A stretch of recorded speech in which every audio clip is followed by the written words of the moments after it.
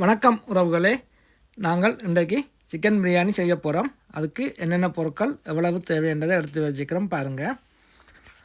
அதுக்கு முதல்ல நாங்கள் ஒரு பாத்திரம் ஒன்றுக்குள்ள இந்த கிளாஸால் 3 கப் தண்ணி எடுத்து கொதிக்க வைக்க போகிறோம். இப்போ இந்த தண்ணி கொதித்து வர அதுக்குள்ளே நாங்கள் எடுத்து வச்சுக்கிற மசாலா பொருட்களை போட்டு அவிக்க வேணும். 1.5 கிலோ கோழி இறைச்சி, அதுக்கு தேவையான அளவு மசாலா பொருட்கள் எடுத்து வச்சுக்கிறோம். என்னென்னு பாருங்கள். மிளகு, மல்லி, பெருஞ்சீரகம், சின்னச்சீரகம், நட்சத்திரப்பூ, பிரியாணி இலை, கருவாப்பட்டை 2 சின்ன துண்டு, 3 ஏலக்காய், 5-6 கிராம்பு. இப்போ நாங்கள் இந்த மசாலா பொருட்களை கொதித்த தண்ணியில் சேர்த்து அவிப்போம்.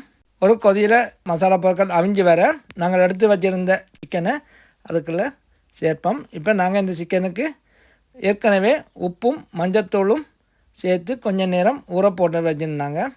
அது இப்போ இந்த மசாலா பொருட்களோடு சேர்ந்து ஒரு 10 நிமிஷம் மீடியம் ஹீட்டில் அவியட்டும். இப்போ 10 நிமிஷம் ஆச்சது, அவிஞ்சிருக்கும் எடுப்போம். இப்போ நாங்கள் அடுப்பை ஓவ் பண்ணி போட்டு சிக்கனை தனியாக எடுக்கணும். பிறகு இந்த சிக்கன் அவிஞ்ச மசாலா அவிஞ்ச தண்ணியை நாங்கள் பிரியாணி ரைஸ் அவிகிறதுக்கு சேர்க்கலாம். இப்போ பாருங்கள், இந்த மசாலா பொருட்கள் எல்லாம் சேர்ந்து சிக்கனோட ஒரு 10 நிமிஷம் அவிஞ்சன்னு சொன்னால் சிக்கன் நல்ல சொப்டாக இருக்கும். கூட அவிஞ்சன்னு சொன்னால் கொஞ்சம் சிக்கன் ஹார்டாக இருக்கும். இப்போ அந்த மசாலா பொருட்களுடைய ஃப்ளேவர்ஸ், வாசனைகள் எல்லாமே அது இந்த காரங்கள் எல்லாம் சேர்ந்து சிக்கன் நல்ல டேஸ்ட்டாக இருக்கும்.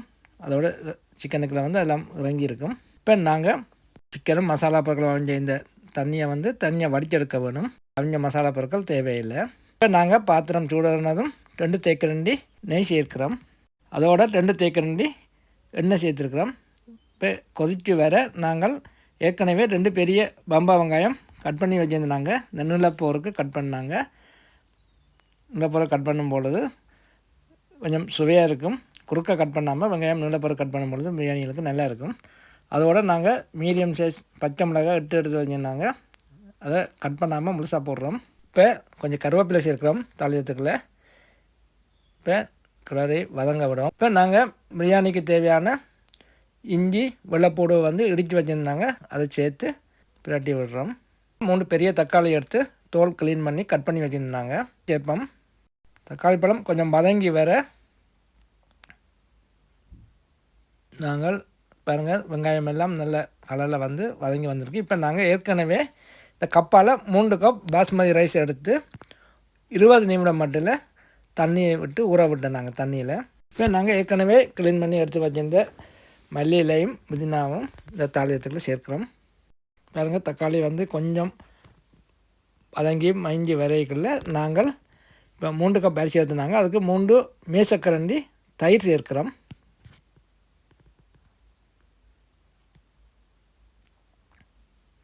இப்போ பிரட்டி விடுவோங்க.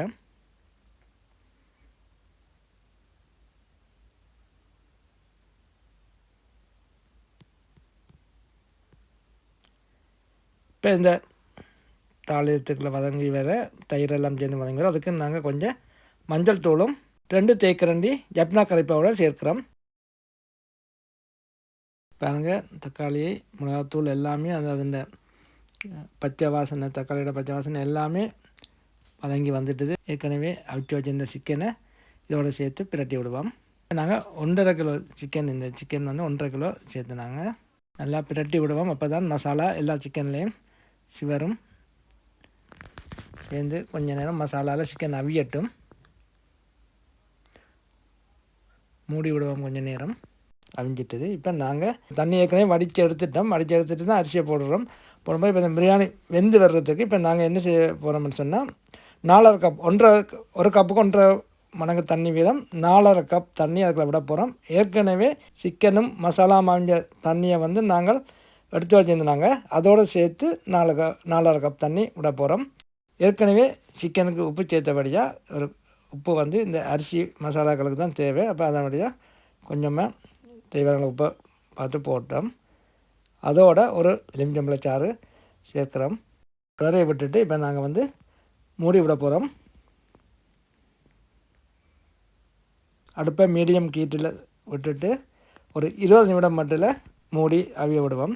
தண்ணி வந்து திரும்ப விட தேவை வராது. சில வேளையில் எங்களோட அளவுகளை அரிசியில் இந்த தன்மையை வச்சு சில வேளை தண்ணி பத்தாமல் இருக்குன்னா நீங்கள் இடையில் ஒரு 10 நிமிஷத்தில் கொஞ்சம் 10 நிமிஷத்துக்கு பிறகு திறந்து பார்த்தீங்கன்னா தெரியும் தண்ணி விடணுமா தேவையில்லையாண்டு. அந்த டைமில் நாங்கள் ஒருக்க கிளறி விடுவோம் மேம். கிளறி விடும் பொழுது ஃப்ளேவர் வந்து எல்லா இடமும் சமனாக வரும். பாருங்கள், சுவையான பிரியாணி ரெடி. நீங்களும் நாங்கள் செய்த மாதிரி ஒருக்கா செய்து பாருங்கள். உங்களுக்கு பிடிக்கும். இந்த முறை வந்து நல்லா இருக்கும், எல்லாருக்கும் பிடிக்கும். நீங்களும் ஒருக்கா செய்து பாருங்கள். சுவை என்பது அளவற்றது. நன்றி, வணக்கம். மீண்டும் ஒரு வீடியோவில் சந்திப்போம்.